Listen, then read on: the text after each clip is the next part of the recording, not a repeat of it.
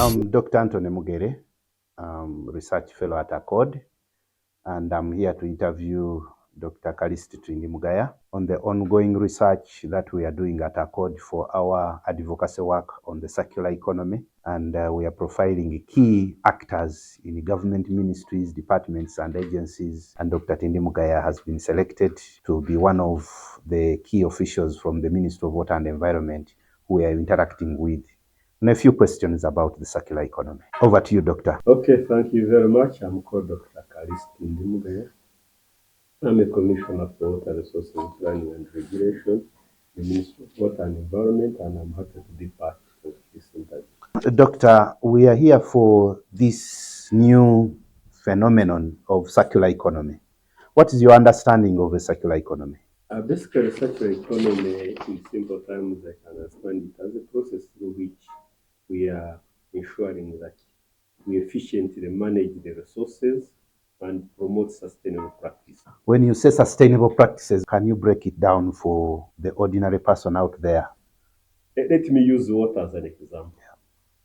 When you have water can actually get finished. And as our population is growing, we need to ensure that we use this water efficiently so that every Ugandan has access to this water.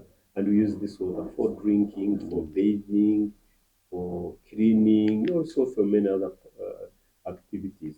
So if we don't use this water efficiently, then this water can get finished. Yeah. So we want to ensure that the water continues to provide the services that we need now and in the future. And that's why we're talking about sustainable practices, that the activities we undertake should ensure that the water is available now, tomorrow, and in that context, you remind me of the reuse, recycle concept we have out there. Yes. How does that apply to water? Yes, actually, it applies very much to water. Again, as I said, when you have water, you can actually get water to be used many, many times to give you maximum benefit. We use water, for example, for hydropower generation. But I can use this water to generate power. After it has generated power, I use it for irrigation. But if, for example, I put an irrigation scheme upstream the hydropower plant, the irrigation scheme will take water from a river, for example, and I will not be able to generate hydropower. So I can actually plan my irrigation scheme. The same water gives me maximum benefit. But I can ensure that even as I use the water, this water can actually be used again. You can recycle this water, you treat it and use it again. Such a key concept to, I think, sustainable development, as you've explained. So how can this be applied to other sectors of our economy?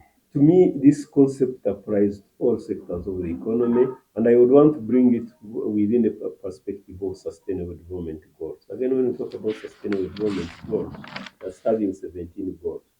And the reason why they are called sustainable development goals, we want that we achieve development today, tomorrow, and into the future. But also, for example, in agriculture, water use in agriculture.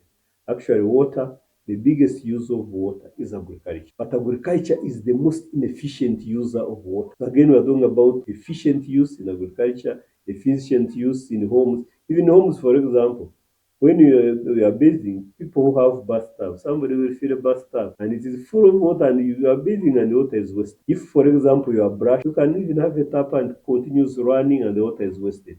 We are talking about efficient energy use. That's why, for example, Ministry of Energy has been promoting about energy saving bulbs. That the same energy can actually be used to serve many people if we look at how we use it and how we ensure that it is used efficiently. Yeah, I really liked the way you simplified the water resource in the circular economy model. Yes.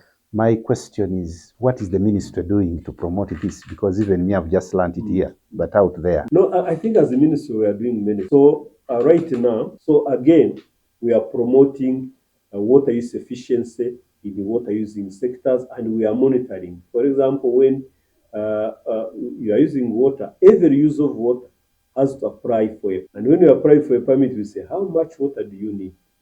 We look at the use and we give you a permit that allows you to use that amount of water. And we tell you to put there a meter so that you monitor the water that you are using. So through that, we are monitoring to make sure that you don't use more than what you have been given, but we are also making people to pay. One of the means through which we can promote water use efficiency is promote what we call economic instrument. If you know that you are going to pay for that water, so we employ what is called economic instrument. We are monitoring how you are using the water, but we are also saying, use it, you pay for it. Right now, that's why, for example, even in our homes, we have meters and all of that. So we are promoting it across the board through the permitting, the practices we have. We are also promoting recycling. We want to make sure that the wastewater is actually used. Some of this wastewater can actually be used for irrigation. Instead of the water being wasted, it is used for irrigation. But also we are trying to employ, right now we're employing what we call a catchment-based approach. That within a catchment, the water may be too much, but you can store the water and this water continues to give you maximum benefit. So we employ the ecosystem approach and also the water using approach. I'm looking at the ordinary household, especially in the rural areas. Yes. We do water harvesting, Yes. but then this circular economy model doesn't apply. We just leave the water there, it evaporates and all this. Is there any ministry plan or strategy to reach out to this, because that's where the majority of the people live? Yes, indeed. You know, in a situation, normally when people have a lot of water, for example, oftentimes they don't think about the circular economy. They take it for granted. But we have reached a point as a country, we may be having a lot of water, but sometimes when it is too much, it becomes a problem and it is killing people, destroying infrastructure. When it is too little, then you find people almost fighting over it. In the rural areas, for example, people will go on a borehole and they are lining up. When they are lining up, and some of them even walk many kilometers. So again, we are saying, if you are carrying a 20-liter jerry can for 2 kilometers, do you want to reach your home and start wasting it? Even when you're on a water source, we don't want you to waste water. That's why in some areas, actually, we are controlling how they are using the water. And because people are paying, they pay a fee, and we are saying only those who are paying are actually using the water. But also the education, because also we want to make sure that when they carry the water reaches when it is safe. Now, as it is, a lot of focus has been even on people who have the meter, but right now we have programs on the lower levels through the water user committees to make sure that people are looking at water as a source of wealth. But we're also telling them that this water, even when it runs away, you can actually use it for small scale irrigation, even maybe vegetable growing and all of that. So the messages are beginning to go there. Right now we are putting people together into what we call catchment management committees, sub-catchment management committees, to look at water holistically, not just water for drinking, but to go in an area and say, in a village, for example, how can this water be used? Can it be used for irrigation? Can it be used for drinking? Can it be used for livestock? But can be used as a source of wealth. So once people look at that in that way, then they start giving it much attention. So we still have a lot of work to do for the ordinary people, I must say. The circular economy concept hasn't taken root a part of the circular economy. I think we need to raise awareness so that people know that in a situation where resources are limited, in a situation where we're having pressure, but also in a situation where we want to develop, and we want to develop holistically, we need to look at how we are utilizing the resources so that we get these resources to help us create wealth and improve our income. Of course, it's good you've already alluded to the lack of awareness. I notice is a big challenge. What are the other challenges in transitioning to circular economy, especially for you as the Minister of Water and Environment? Awareness is one of them, but also when we are looking at the circular economy, we need to employ a more integrated approach. What do you mean? That if I am looking at circular economy, I don't only have to look at water in isolation of the big picture. As we promote circular economy, we need to bring in more integration, work together. What I consider as waste can actually be an opportunity for somebody. For example, we are talking about efficient use. Somebody in agriculture will say, but why should I care? Because he's thinking about agriculture alone. But for me in water, I'm looking at water for agriculture, for drinking, for energy, for industry. Now, if I don't interface with somebody in agriculture, I may not achieve the objectives of circular economy. But by talking with each other, sectoral integration, but also the integration across the different stakeholder groups. Can we get the civil society to work with the government? Can we get the media to come in? Can we get the private sector? And I think we need to address that. You can raise awareness and things don't change. But also, awareness, of course, is very key. But also the knowledge, the technology, and also, of course, the resources at the end of the day. Of course, resources and human capacity. How many people, for example, even understand and appreciate this? and how can we get a critical mass of people. And that's where, of course, getting the young people to buy into this is going to be very key. I'm just thinking of the policy and institutional issues. The policy and institutional issues, yes, indeed, it's good to have raised this. We have been having a national water policy. It came into place in 1999. And at that time, really, so we have revised the policy, and issues of social economy have been integrated. For example, we are saying, how do we ensure that we have water available, the right quantity, the right quality for all these uses in view of the growing population, in view of Uganda moving to middle income status? How you use water is not like when you are in the village. Here you bathe minimum of twice, 2 times. In the village, we would bathe once a week, but our the standard of living is going up. So the demand is going up, but also the pressure on the resource. So the policy actually will have highlighted elements, for example, issue of reuse, recycle, recovery, utilization of these resources more efficiently. We have integrated that, but also we have also integrated the issue of multi-purpose use of water. Previously, we would not even mind, but you can have a water source that is meeting many needs in a more harmonized manner, rather than just looking. We normally call it some for all, not all for some. Our national water policy has now been reviewed, and we presented it to cabinet. We are presenting it, the final one, in about a month's time. So it is enabling, and will help us promote the circular economy, because it is looking at water within the broad spectrum, within the ecosystem.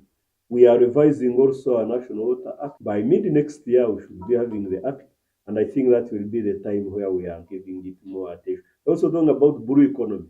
We are talking about, again, let's say, how do we look at water more holistically for different uses, support fisheries, support agriculture, but also support the environment, because water is part of the environment and will support the. So, and we have also developed a framework for catchment-based integrated water resources management, that water doesn't follow administrative boundaries. It will flow, and it doesn't care about the boundaries of Uganda, doesn't care about the boundaries of the district. It will flow. So can you look at water holistically? Where does it come from? Where does it pass and where does it end?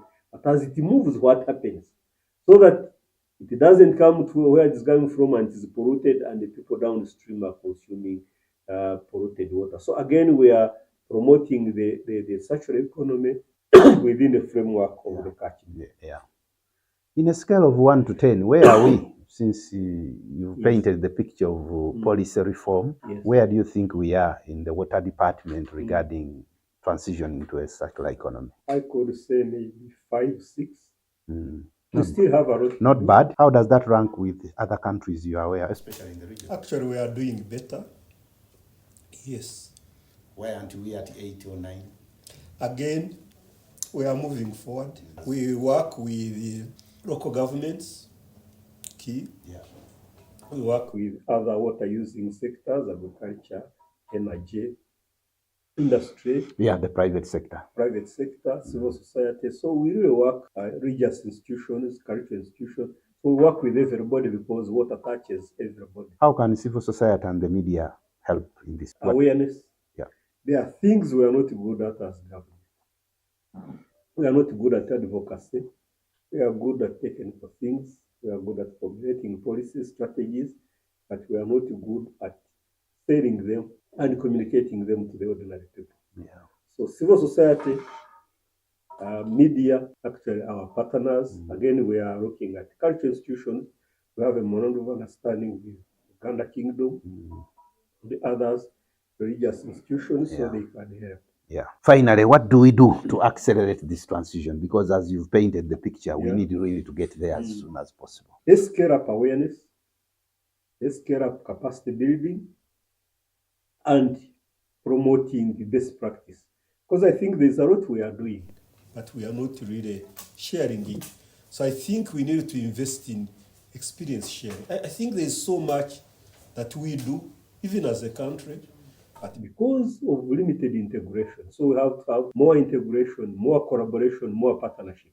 To me, I think partnerships are key. We can leverage available resources, available capacities to do more than what we are doing now.